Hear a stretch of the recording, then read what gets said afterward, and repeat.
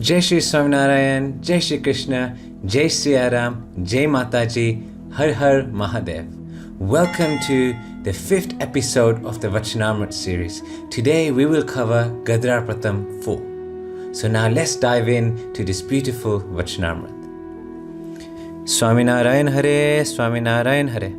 In Samvat year 1876, on Margshir Sud 7, Shiji Maharaj was sitting in Dada Kach's darbar in Gadhada. He was dressed entirely in white clothes.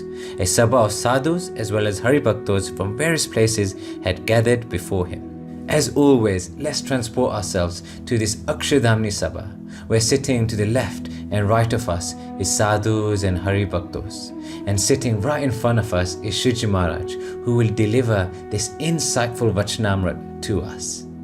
Then Shiji Maharaj said, haribhaktos should not have jealousy amongst each other.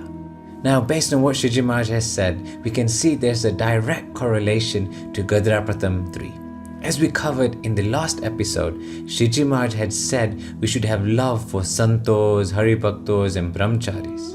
Now, in order to do that, we have to remove all forms of jealousy. Why? Because out of jealousy, hatred is born. Now, the one thing we will notice within Sanskrit and the various other Indian languages, there are many different synonyms for the word jealousy. The reason for this is that it represents the different levels and stages within the form of jealousy. Today we will cover the 3 different stages involved in this form of jealousy. Now, the first stage takes place in the heart. Now, to truly understand this concept, imagine you are at home on a bright summer's day, and then your family walks in and they share some good news with you. Someone who you know has just got a promotion and they've also bought a new car. Now, out of nowhere, you feel a numb vibration within your heart. You can't explain why or how this has occurred, but it's there, it's thrumming slowly but surely. Now, this is known as the spark. Now, the second stage takes place in your mind as your brain dumps out all your insecurities and it starts to churn and churn them all together. And as it churns, it creates a cocktail of venom. And there it creates a brand new hypothesis, which reads something along the lines of, how the hell did they get a brand new car? Promotion my foot. I'm telling you, it must be drug money. Yeah, that's right, it's drug money. There's nowhere else they can afford this brand new car.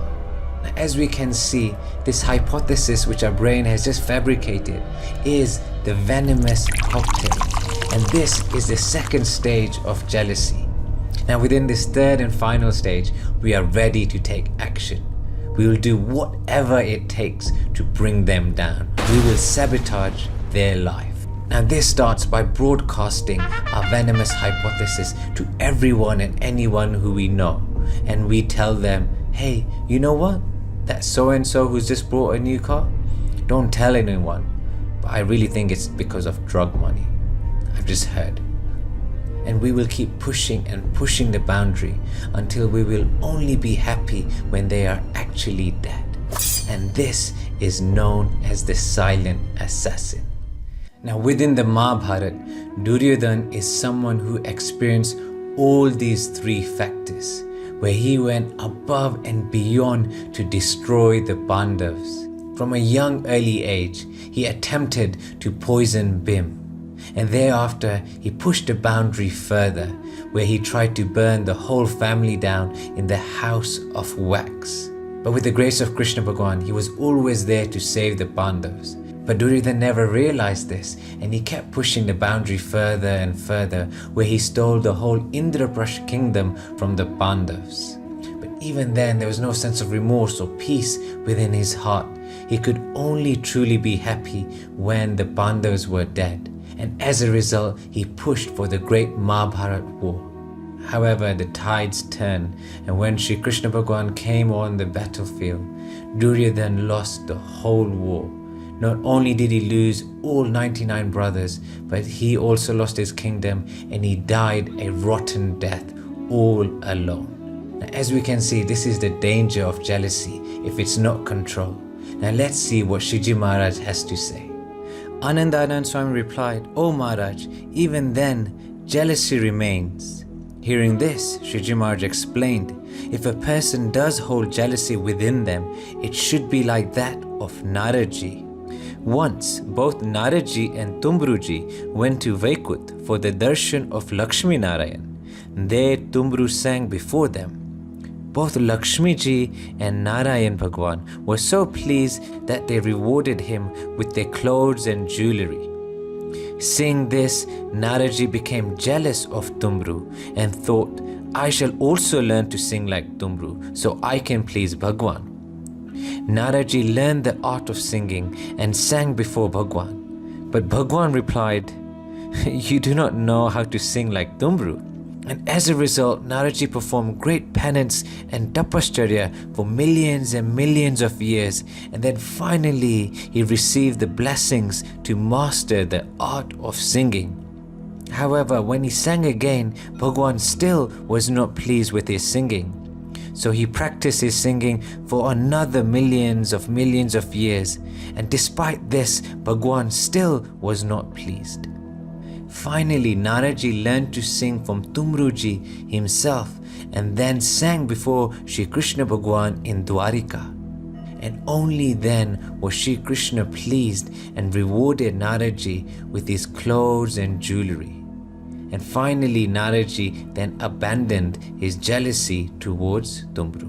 Now, as we can see from this amazing story, Shiji Maharaj is teaching us that we have to adopt the mindset of Naraji when he finally took the positive gun from Tumruji.